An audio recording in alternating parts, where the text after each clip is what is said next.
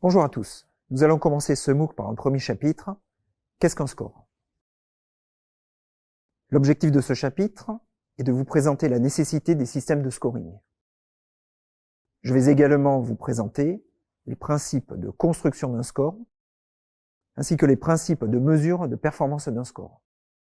Ce chapitre est divisé en 7 vidéos qui vont introduire les concepts et présenter de manière à la fois quantitative, mais également appliquée sur des cas concrets, l'intégralité de ces concepts. Commençons à présent la première vidéo, introduction au scoring du risque de crédit.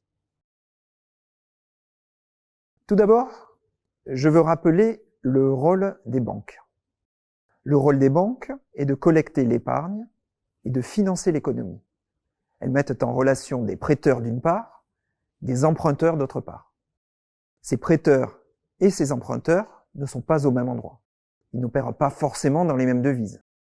Ils n'opèrent pas non plus sur les mêmes horizons de temps.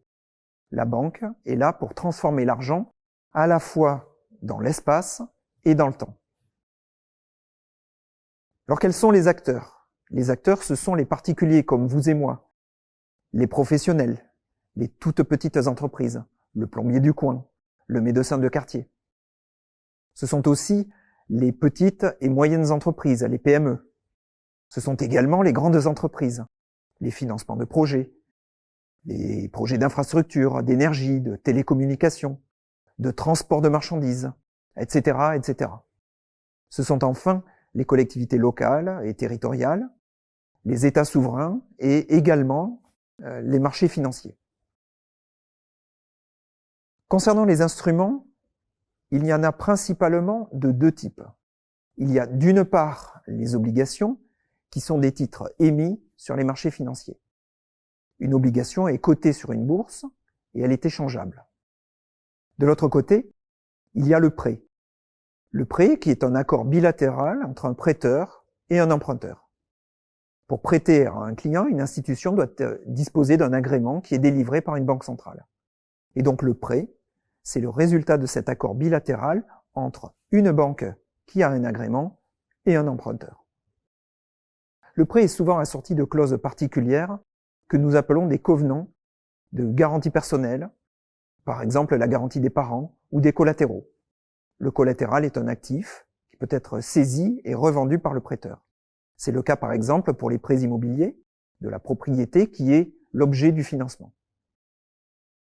Alors pourquoi chercher à quantifier le risque de crédit? Eh bien premièrement, pour savoir si on accorde ou non un crédit à un client et pour en définir les conditions de taux, de maturité, les options comme par exemple les options de remboursement anticipé. Deuxièmement, pour piloter la politique d'octroi de prêt de la banque. C'est un élément important pour la banque.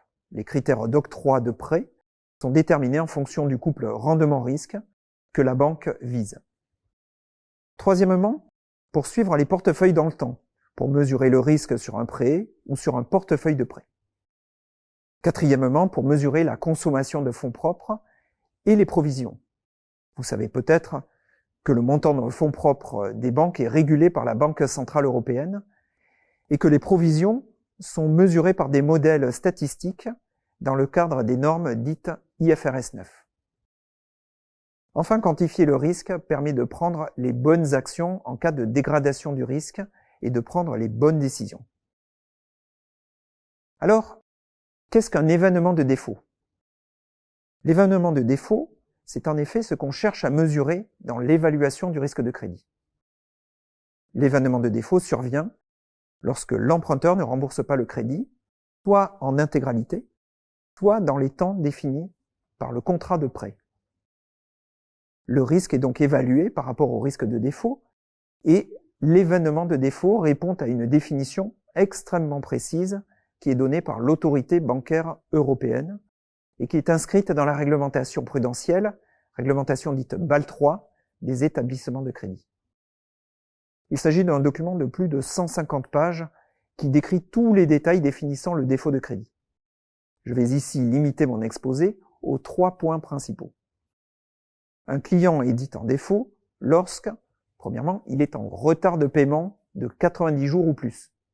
Deuxièmement, lorsque nous avons des éléments tangibles sur le fait qu'il ne va pas payer, on dit alors qu'il est unlikely to pay. Et troisièmement, lorsque les montants en jeu dépassent certains seuils de matérialité. Pour un particulier, on ne déclenche pas l'événement de défaut si les montants en jeu sont inférieurs à 100 €. Ce seuil de matérialité est égal à 500 € pour une entreprise. Il y a deux typologies d'approche de mesure du risque de crédit. Tout d'abord, ce qu'on appelle la différenciation du risque, qui consiste à segmenter les sous-portefeuilles d'emprunteurs par niveau de risque relatif, et ensuite à classer ces emprunteurs par niveau de risque. Il y a aussi, et c'est la deuxième approche, la quantification du risque, qui est l'estimation de la probabilité que l'événement de défaut survienne. En général, ces deux approches sont réalisées de manière séquentielle. D'abord la différenciation du risque, ensuite la quantification du risque.